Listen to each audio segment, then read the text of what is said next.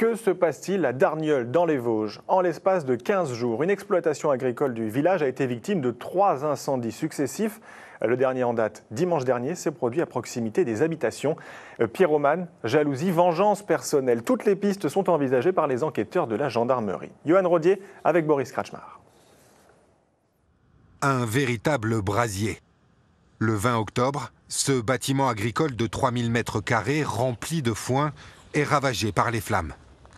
8 jours plus tard, un peu plus loin, c'est dans cette ferme abritant 150 vaches laitières qu'un incendie se déclare et provoque la mort de 2 veaux. Dimanche dernier, un autre hangar appartenant toujours à la même exploitation va à son tour être le théâtre d'un départ de feu. 3 incendies a priori criminels qui ont traumatisé les propriétaires. Nous, on n'a pas de problème avec personne, autant agricole que personnel. Puis bon, là, ça arrive quand même à un stade assez grand quand même. Le bâtiment là, il est entouré de maisons.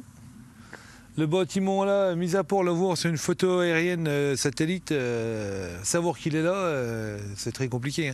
C'est pas facile à trouver, quoi. Il faut déjà être renseigné. À chaque fois, les incendies se sont déclarés en fin d'après-midi. Son ou ses auteurs semblaient connaître les lieux et les habitudes des agriculteurs. À Darnieulles, le sujet est sur toutes les lèvres, mais parmi les 1400 habitants, rares sont ceux qui acceptent d'en parler à notre micro. C'est pas normal qu'en 2 semaines de temps, il y ait 3 bâtiments qui brûlent. C'est pas normal. Je sais pas, il y a des gens qui ont quelque chose contre eux, je sais pas. Puis demain, ils peuvent s'emparer de leur maison. Ils savent où ils abritent aussi. Dans le temps, s'ils veulent, ils vont brûler leur maison. On ne sait pas avec ce qu'on voit aujourd'hui, vous savez.